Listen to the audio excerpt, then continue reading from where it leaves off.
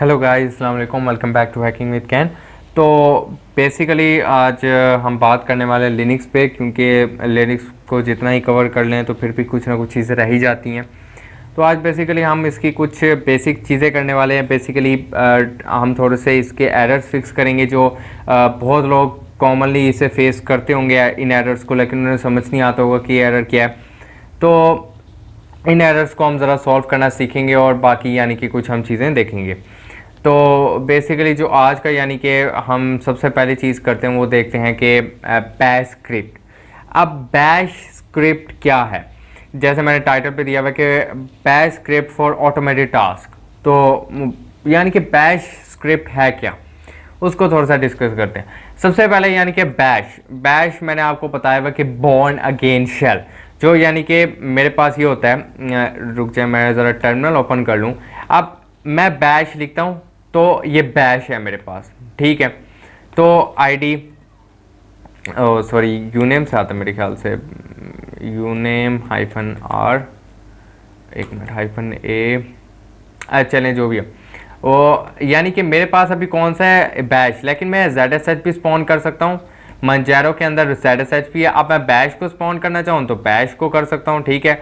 Bash hyphen P, bash bash इसका देखते हैं क्या आता है, हाइफन एच, बैश वही आएगा, ठीक है। चलें, यानी कि हम फिर हमें पता है कि यानी कि हम क्या देख रहे हैं, बैश को देख रहे हैं। तो बैश होता है बॉर्न अगेन शेल, जो यानी कि टर्मिनल के अंदर हमारी यानी कि कमांड्स वगैरह लेके जाता है और काम करता है, ठीक है। इसको हम बॉर्न अगेन शेल कहते हैं। विंडोज़ के अंदर आप लोगों ने पावर शेल देखा होगा, ठीक है। तो पावर शेल वगैरह बैश, ठीक है, ये भी एक किस्म का शेल है। अब इसकी स्क्रिप्टिंग क्यों इंपॉर्टेंट है?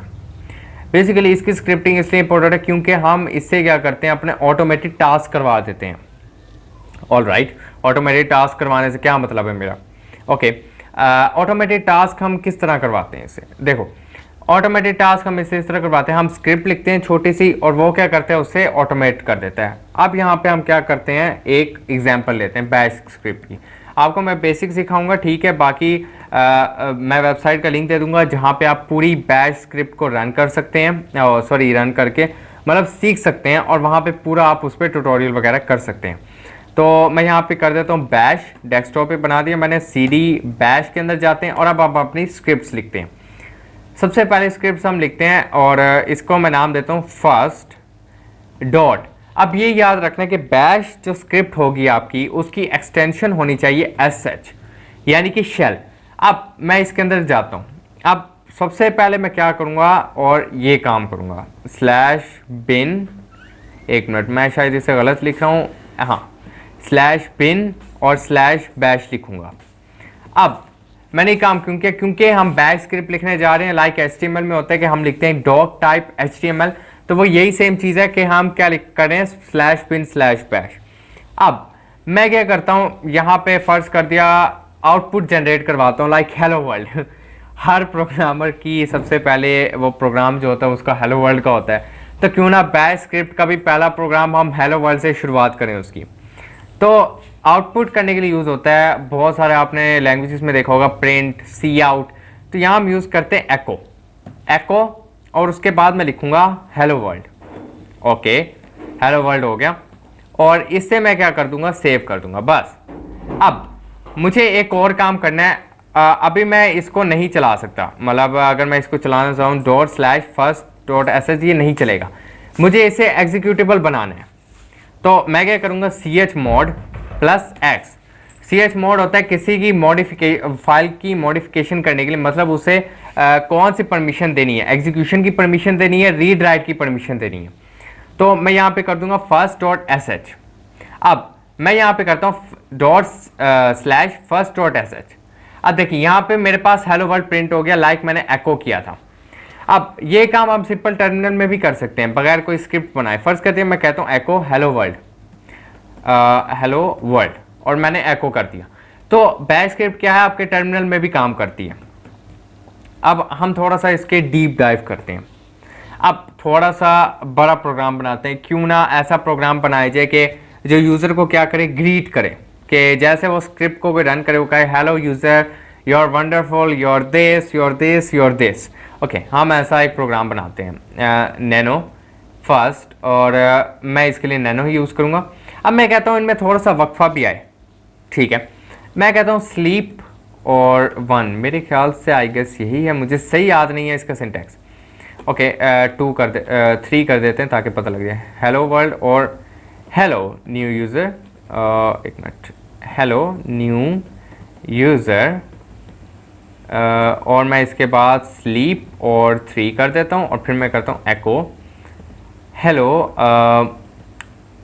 You are wonderful. ओके तो अगर कोई यूज़र रन करे तो उसको हेलो वर्ल्ड और ये चीज़ें शो हो जाएं। तो मैं इसको एग्जिट करता हूँ और इसको आप टेस्ट करते हैं चला के। एक मिनट, ये hello world, okay 1 2 3 4, 1 2 3 4। Okay 4 seconds का उसने वक्फा लिया। अब मैं बताता हूँ स्लीप होता क्या है। मैंने क्या करना है, इसमें वक्फा दिलवाना है। मतलब मैं कहता हूँ सबसे पहली चीज़ हेलो वर्ल्ड आए मेरे पास ये, और फिर मैं कहता हूँ उसके 3 या 4 सेकंड के बाद ये चीज़ आए, ठीक है। तो इसके लिए मैं क्या करूँगा, स्लीप कर दूंगा। मतलब उसे स्क्रिप्ट क्या है, पॉज होके चलेगा, मतलब pause resume pause resume pause resume, ये वाला सिनेरियो हो रहा होगा। तो अभी तक हमने क्या सीखा, अभी तक हमने सीखा कि एको से आउटपुट कैसे निकालते हैं, और बेसिकली इसमें पॉज और रिज्यूम का कॉन्सेप्ट कैसे करते हैं। अब थोड़ा सा इसमें और डीप डाइव करते हैं। अब यहाँ पे बात आ जाती है हमारी बैश स्क्रिप्ट में वेरिएबल्स की। अब वेरिएबल्स हम कैसे बनाते हैं, हमें पता है कि बहुत सारी लैंग्वेज में हम क्या करते हैं, किसी के सामने डाटा टाइप देते हैं, किसी के साथ डाटा टाइप नहीं देते, किसी के साथ स्पेसिफाई करते हैं, किसी के साथ स्पेसिफाई नहीं करते। ओके तो अब बनाते हैं वेरिएबल्स। आप कहेंगे आप ऐसे सोच रहे होंगे कि भाई अभी तक ऑटोमेटेड टास्क तो हमारी कुछ है नहीं, मैं करवाऊंगा, ठीक है। सबसे पहला वेरिएबल बनाते हैं जॉक के नाम से। अब पता नहीं मेरे जहन में ऐसे ही आ गया जोक। अच्छा अब मैं इसको वैल्यू दे देता हूँ $1 की। जॉक की क्या वैल्यू है, 1।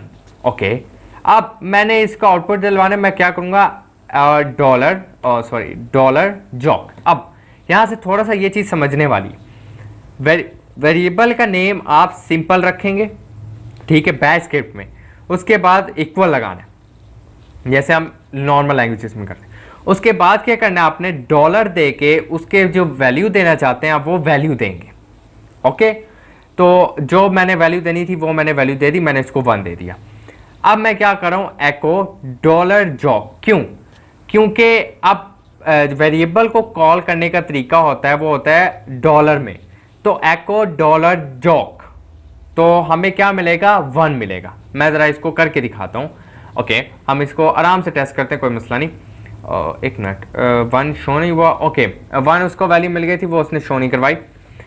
एक मिनट, इसको थोड़ा सा एडिट कर लेते हैं। अब अगर मैं इसको दे दूँ ये इस टाइप का 1 करके दे दूँ तो फिर ये शो कर देगा। तो अब इसने शो कर दी, तो यानी कि क्या है, अब मैं इससे काम कर सकता हूँ। अब आपको मैं मज़े की चीज़ बताता हूँ। ये स्क्रिप्ट मैंने रन कर दी, ये वेरिएबल बना दिया, ठीक है। अब मैं क्या करता हूँ, इसकी जगह कोई कमांड लिखता हूँ। अब आप कहोगे यार ये क्या मतलब क्या लिखने लगा ये। ओके उसके लिए हम ब्रैकेट्स लगाते हैं। ब्रैकेट्स ना भी लगाएं तो आपकी स्क्रिप्ट वैसे ही चल जानी है, लेकिन हम ब्रैकेट्स क्यों लगाते हैं, ज़रा एहतियात के लिए, ठीक है। अब क्या काम करते हैं, अब काम करते हैं ज़रा ls-a। ओके मेरे ख्याल से शायद ये है, शायद ये नहीं है, पता चेक करते हैं। ओके मैं एक मिनट चेक कर लूँ उसके बाद, बस ठीक है समझ आ गई। ओके ओके काम करिए एक मिनट। अच्छा अब मैंने यहाँ पे किया क्या, एक जॉक में जहाँ पे पहले मैंने डॉलर करके 1 लिखा था, जो वेरिएबल बना था और उसकी वैल्यू क्या आई थी, 1 आई थी। तो उसके बाद मैंने क्या किया, ब्रैकेट्स लगा के कमांड लिख दी ls-a, जो क्या करती है आपको हिडन फाइल्स भी दिखाती है और ls करती है लिस्ट फाइल्स करती है। अब मैंने क्या किया, ls-a की कमांड लिख दी और एको कर दिया जो को। तो बैश स्क्रिप्ट आपके इस ऑटोमेटिकली यूज होती है। अभी भी समझ नहीं आई, मैं दोबारा क्लियर करता हूँ। बेसिकली मैंने क्या किया, मैंने वेरिएबल के अंदर कमांड स्टोर कर दी और बाद में मैंने उस कमांड को कॉल कर लिया, ठीक है। तो ये क्या हुआ आपके भाई, अब मुझे क्या है कमांड लिखने की जरूरत नहीं है, मैं क्या करूँगा, बस ये स्क्रिप्ट चला दूंगा। और भाई मैं इसमें एक कमांड नहीं लिखना चाहता, हो सकता है मैं इसमें डिफरेंट कमांड्स लिखना चाहता हूँ, ठीक है, हम वो काम भी कर सकते हैं, तो वो काम करते हैं थोड़ा सा। अच्छा, ls-a हो गया, मैं कहता हूँ kl is equal to dollar last में लगानी, ये चीज़ नहीं भूलनी, नहीं भूलनी। और जैसे एक रन हो मुझे cat/etc/passwd की फाइल भी दिखाते हैं, ओके। और इसको एको कर लेते हैं, एको डॉलर और kl, ओके। इसको मैं एग्जिट करता हूँ और इसको रन करते हैं, ओके। वो लाया नहीं, ओह सॉरी, इसमें सॉरी मैंने वो गलत दिया है, एक मिनट, ETC आना, मैंने ET लिख दिया, वरना वो निकाल के दे देता। हाँ, आप करते हैं, और बल्कि इससे पहले क्लियर कर लेते हैं प्रॉपर्ली और फिर चलाते हैं। बिस्मिल्लाह, first.sh, और देखें, और उसने मुझे क्या है, एक तो फाइल शो करवा दी first.sh जो फाइल पड़ी है, और उसके बाद उसने क्या किया, रूट शो करवा दिया। मैं एक और काम करता हूँ, और मुझे अभी यहाँ पे ना सेटिस्फाइड रिजल्ट नहीं मिल रहा, मैं इस स्क्रिप्ट को करता हूँ कॉपी, और मैं ले आता हूँ इसे सिंपल डेस्कटॉप पे। एक मिनट, मैं इसको डेस्कटॉप पे पेस्ट कर दूँ ताकि हमें बेटर व्यू मिल जाए। अब मैं डॉट करके ना वापस आता हूँ, एक मिनट, ./first.sh। अब सही व्यू मिला है, अब देखें, एक मिनट, अभी भी सही व्यू थोड़ा सा नहीं मिला। अब देखें, first.sh, ऑडियो स्टैक, ये सारे फोल्डर जो मेरे उस पर हैं वो सारे लिस्ट हो रहे हैं, और ls-a के साथ। तो थोड़ा सा यानी कि आपको समझाने के लिए कह रहा हूँ, तो rm first.sh और cd बैश में दोबारा चले जाते हैं और ls करते हैं, ठीक है, अपनी स्क्रिप्ट है पड़ी। तो अब क्या करते हैं, अब इसमें थोड़ी सी और एडिटिंग करते हैं, अब इसको अपने काम के लिए बनाते हैं। ये तो हो गया, हमने देख लिया कि यार ये काम कर सकते हैं। अब इसको अपने काम के लिए मैं कैसे बना सकता हूँ, तो अपने काम के लिए थोड़ा सा बनाने के लिए हमें थोड़ा सा इसमें अच्छी खासी थोड़ी सी स्क्रिप्ट लिखनी पड़ेगी, वो हम लिखते हैं। अब फ़र्ज़ कर दिया, मैं कहता हूँ कि भाई जैसे मैं स्क्रिप्ट को रन करूँ, फ़र्ज़ कर दिया मैं नई लिनक्स करता हूँ और मैं डेबियन की लिनक्स करता हूँ। मैं कहता हूँ यार मैं बार बार लिनक्स में पैकेजेस इंस्टॉल कर करके थक गया हूँ, तो मैं क्या कहता हूँ, अब मेरे पास इसके लिए सॉरी, मेरे पास आर्च लिनक्स है, आर्च बेस्ड लिनक्स है, तो मेरे पास यानी कि पैकमैन है, तो sudo pacman -sy, ठीक है। उसके बाद sudo pacman अब मैं चाहता हूँ कि मुझे nmap भी मिल जाए, nmap sudo pacman एक मिनट -s और माउसपैड जिन्हें नहीं पता वो टेस्ट एडिटर में पहले बता चुका हूँ। अच्छा, अब आप सोच रहे होंगे यार ये सीधी कमांड लिख रहे हैं, ये इनको एको क्यों नहीं कर रहा। मैंने क्या कहा, आप बगैर इनको किए भी लिख सकते हो। इनको टेस्ट करके देखते हैं, मैं आई एम नॉट श्योर, मैं तो फिर भी इन्हें टेस्ट कर लेते हैं। ओके, वो पासवर्ड मांग रहे हैं, देखें कमांड्स काम कर गई। अब देखें वो जो भी सिंक्रोनाइजेशन कर रहे हैं उनकी, लेकिन अभी मेरे पास नेट नहीं है तो नहीं कर पाएगा। अब ये असल में मैंने रखा है नेट का इशू, यानी कि एरर दिखाने के लिए रखा है कि इस एरर को कैसे सॉल्व करते हैं। अब बेसिकली हमारी क्या है, बैच स्क्रिप्ट रन हो गई। अब ये क्या है, अनऑर्गेनाइज्ड है। अब मैं इसे और ऑर्गेनाइज कर देता हूँ, मतलब मैं कहता हूँ यार ये वेरिएबल ना ये वेरिएबल आ जाए, ये वेरिएबल ना ये वेरिएबल आ जाए, तो आसान चीज़ है, ठीक है। तो इसके साथ आप प्ले करें थोड़ा सा, ठीक है, बैच स्क्रिप्ट के साथ प्ले करें, बहुत अच्छी चीज़ है। क्योंकि हम बार बार अक्सर लिनक्स करते हैं, हैकर्स वगैरह भी, तो वो क्या करते हैं एक ना एक स्क्रिप्ट में अपनी सारी चीज़ें रख देते हैं, ताकि क्या है बाद में जब वो करें उसे इंस्टॉल दोबारा, तो वो सिर्फ एक ही दफ़ा स्क्रिप्ट रन करते हैं और उसके बाद उनकी क्या चीज़ें सारी इंस्टॉल हो जाती हैं। आपको एक दफ़ा मेहनत करनी पड़ेगी, लेकिन trust me this is worth it. आप एक दफ़ा मेहनत करेंगे चीज़ पे, बैच स्क्रिप्ट को अच्छी अपनी बना लेंगे, तो आपको दोबारा लिनक्स जब इंस्टॉल करेंगे आपको कोई टास्क करने की ज़रूरत नहीं पड़ेगी, सिर्फ स्क्रिप्ट को रन करना पड़ेगा। It's worth it. इस पर थोड़ा सा टाइम लगाएं, इसकी थोड़ी सी प्रैक्टिस करें। मैं वेबसाइट का लिंक भी डाल दूंगा जहाँ से आप इसे स्टडी कर सकते हैं डीपली। अच्छा, अब ये तो हो गया यानी कि बैच स्क्रिप्ट। अब अक्सर आता है कि यार मैं अपने यानी कि टर्मिनल को कैसे एडिट करूं। यार टर्मिनल को देखो एडिट करने के बहुत सारे तरीके हैं। पहले तो वो तरीका आपके अपने टर्मिनल में होता है, सॉरी ये टर्मिनल में सिलेक्ट टाइटल कलर वगैरह आप इसमें एक्सप्लोर करोगे मिल जाएंगे। दूसरा होता है ZSH। अब मेरे पास आर्च बेस्ड लिनक्स है तो उसमें ZSH होता है, सॉरी।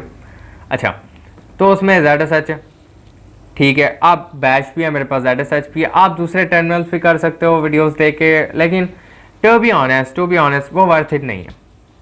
आप अपने टर्मिनल को कस्टमाइज कैसे कर सकते हो। अब इससे ज़्यादा अच्छी कस्टमाइजेशन मैं आपको दिखाता हूँ।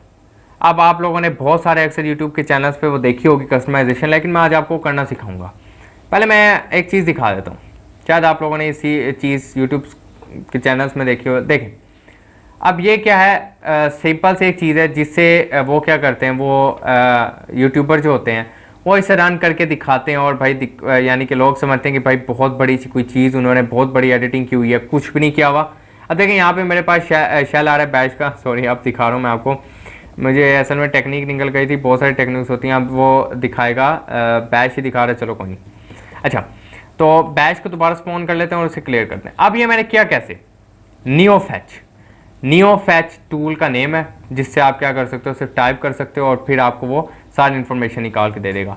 अब नियोफैच अगर आपके पास नहीं इंस्टॉल होता तो sudo apt get install sudo pacman -h नियोफैच वैसे प्री इंस्टॉल होता है। अब आपने अक्सर लोगों को देखा होगा वो ये भी नहीं लिखते, लेकिन उनको टर्मिनल में वैसे ही ये चीज़ आ रही होती है जैसे वो न्यू टर्मिनल ओपन करते हैं। कैसे? अब इसके लिए बेसिकली हमें थोड़ा सा जाना पड़ेगा फाइल्स के अंदर। अब यहाँ पे मैं ls-a करके देखता हूँ, यहाँ पे मुझे शायद कोई बैश आरसी की फाइल नज़र आ रही होगी। मैं सर्च कर लेता हूँ, ये बैश आरसी की फाइल क्या है, कैट करते हैं, मुझे भी नहीं पता, कैट करके देखते हैं। ओके सॉरी, बैश काफ़ी है, बैश आरसी। ओ भाई, ये जो भी है बैश आरसी में जो भी लिखा हुआ है आपका, वो आपकी बैश की क्या है, कस्टमाइजेशन है कि उसको क्या क्या करके देना है। अब अगर मैं इसमें छेड़खानी करूँ ना, मैं अपना बैश चेंज कर सकता हूँ। अब बैश आरसी, ठीक है, इसमें क्या, इसमें मैं जाऊँगा सबसे एंड में, क्योंकि ऊपर वाली चीज़ मैंने नहीं छेड़ी, क्योंकि वो कलर्स हैं। अगर तो आप डीपली स्टडी करना चाहते हैं, इनको डीपली स्टडी करें और फिर बेशक अपना जो मर्जी काम करें, ठीक है, कोई भी नहीं रोकता। अब मैं क्या करता हूँ, यहाँ पे सिंपल लिख देता हूँ नियोफैच, बस। उसके बाद मैं करता हूँ एग्जिट, उसके बाद मैं टर्मिनल बंद करता हूँ, उससे टर्मिनल को दोबारा चलाता हूँ। क्या हुआ, अब जब भी आपका बैश ये टर्मिनल हम रन करते हैं, जब भी आपका बैश ये रन होता है, तो वो क्या अपनी सेटिंग्स फेच करता है कहाँ से, .bash.rc की फाइल से। मैंने उसमें एडिटिंग कर दी .bash.rc की फाइल में, तो क्या हुआ, जैसे मैंने टर्मिनल दोबारा ओपन किया, बैश ओपन हुआ और ये नियोफैच भी ओपन हो गया। सिर्फ मैंने क्या किया, वहाँ पे जाकर नियोफैच रख दिया।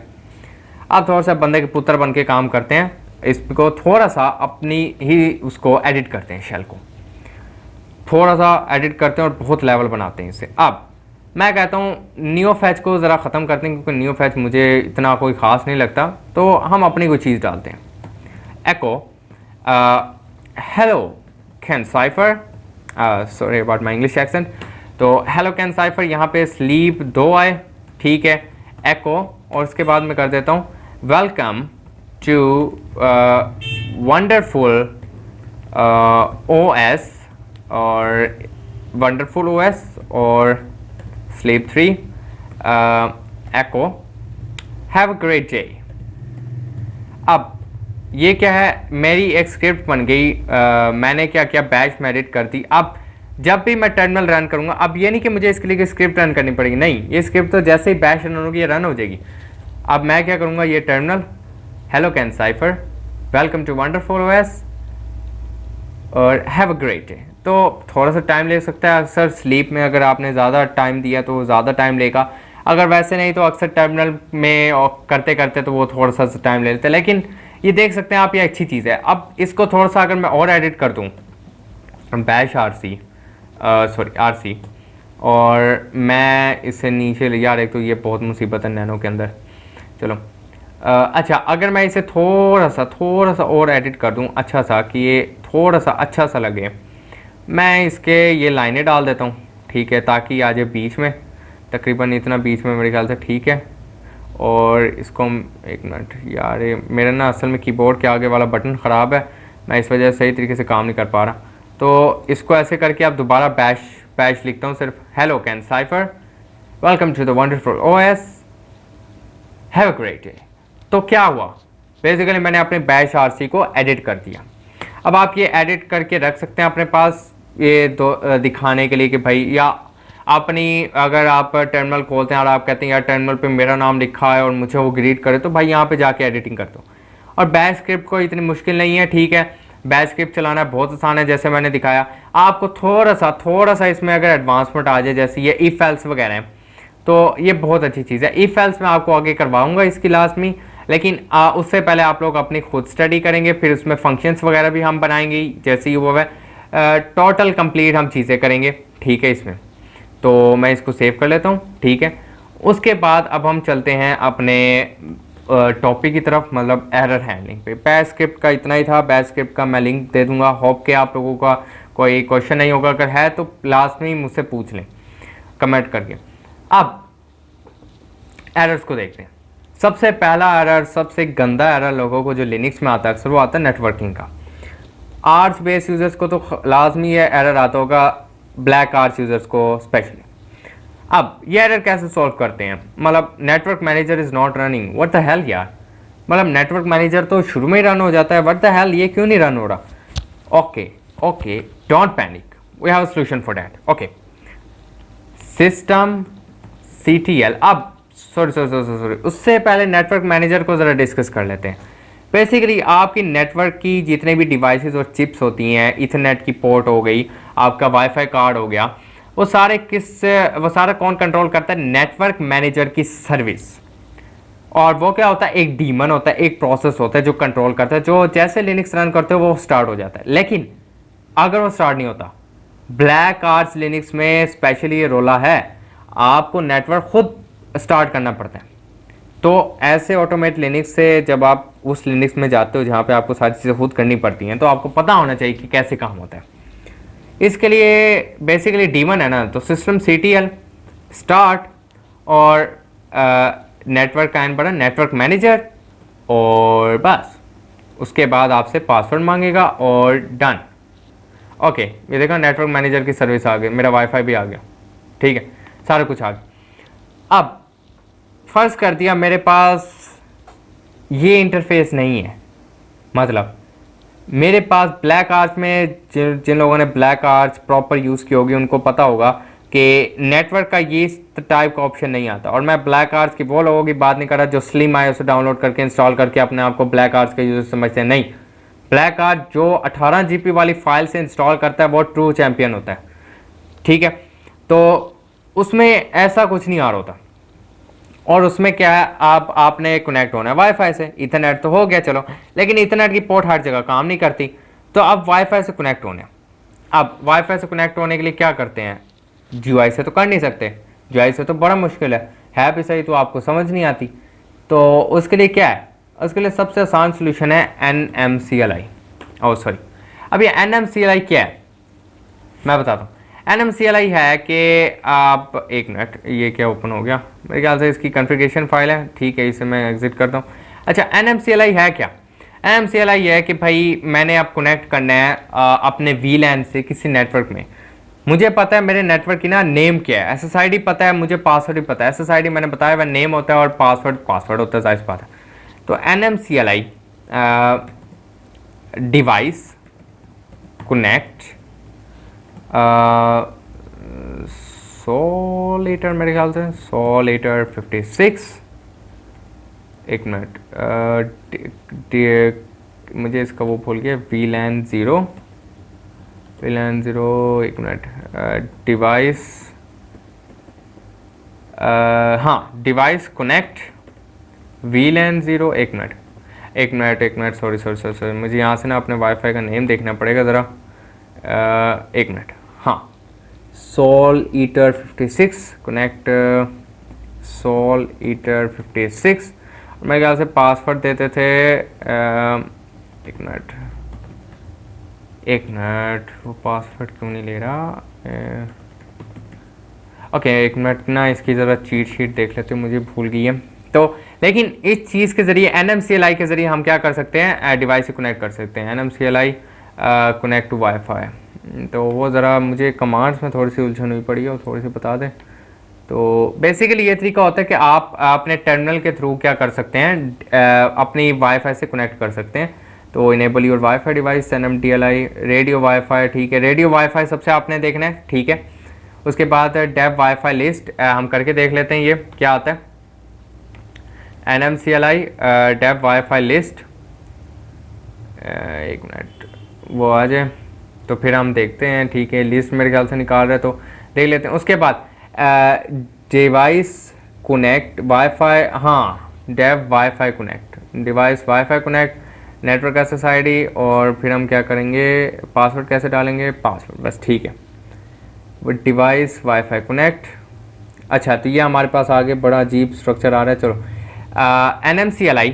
NMCLI डिवाइस कनेक्ट वाईफाई, और इसके बाद क्या है, सोल ईटर 56, और पासवर्ड अब हम डालेंगे, पासवर्ड और वो होगा A5V253। Okay, what the hell, device connect wifi, एक मिनट, डिवाइस कनेक्ट, एक मिनट, ये क्यों नहीं आ रहा, device wifi connect, sorry device, एक मिनट, इसमें मैं थोड़ा सा हमेशा भूल जाता हूँ, डिवाइस वाईफाई कनेक्ट, हाँ सॉरी वो कमांड्स आगे पीछे हो गई थी, एक मिनट, सॉरी, सोल ईटर 56 है, डैम इट, मैं भूलता क्यों जा रहा हूँ इसे। तो now our command is finally successful. तो आप देख सकते हैं कि डिवाइस W, ये तो इंटरफेस है, एक्टिवेटेड विद दिस। तो यानी कि क्या हुआ, एक मैंने कर दिया, तो NMCLI सबसे पहले हम देखते हैं रेडियो वाईफाई ऑन, इसे ऑन करेंगे, फिर NMCLI dev wifi list I guess, उसके बाद हम क्या करेंगे, डेव वाईफाई कनेक्ट, और आप अपनी SSID देंगे जो आपके वाईफाई का नेम होगा, और पासवर्ड दे के आप इन्वर्टेड कोमास में पासवर्ड डालेंगे, और बैम आपके पास क्या है, ये मिल गया। तो NMCLI बहुत कॉमन है, बहुत अच्छा टूल है बेसिकली करने के लिए। और उसके बाद क्या है, यानी कि हम काफ़ी इसे चीज़ें कर सकते हैं, अच्छी चीज़ है काफ़ी, मुझे बहुत पसंद है NMCLI। तो अक्सर मैं यूज़ कर लेता हूँ बैठे बैठे के टर्मिनल से, चलो वाईफाई कनेक्ट कर लिया। तो इथरनेट तो आपका पता है, इथरनेट आप प्लग एंड प्ले वाला गेम, प्लग एंड प्ले वाली गेम है, लेकिन वाईफाई का हमें अक्सर इशू आता है क्योंकि हर जगह हम इथरनेट नहीं लगा सकते। तो आज हमने स्टडी किया बैश स्क्रिप्ट को, और हमने देखा कि एरर, एक नेटवर्क के एरर्स को कैसे सॉल्व किया जाता है बेसिकली, और हम क्या नाम है उसके बेसिकली नेटवर्क के एरर, बैश स्क्रिप्ट, इन चीज़ों को हमने ज़रा स्टडी किया। तो अगले में इंशाल्लाह हम बैश स्क्रिप्ट को थोड़ा सा आगे लेके चलेंगे, इसमें थोड़ी सी और चीज़ें स्टडी करेंगे, और लेकिन उससे पहले कुछ CTFs करेंगे क्योंकि काफ़ी अर्सा हो गया मैंने कोई CTF वगैरह नहीं खेला। तो इंशाल्लाह मैं कोई ना कोई CTF का प्लान करता हूँ, ठीक है, फिर हम इंशाल्लाह कोई ना कोई CTF प्ले करते हैं। तो इसके लिए फिर इजाज़त है, ठीक है, आपसे इंशाल्लाह अगली वीडियो में मुलाकात होती है, तब तक के लिए अल्लाह हाफिज़।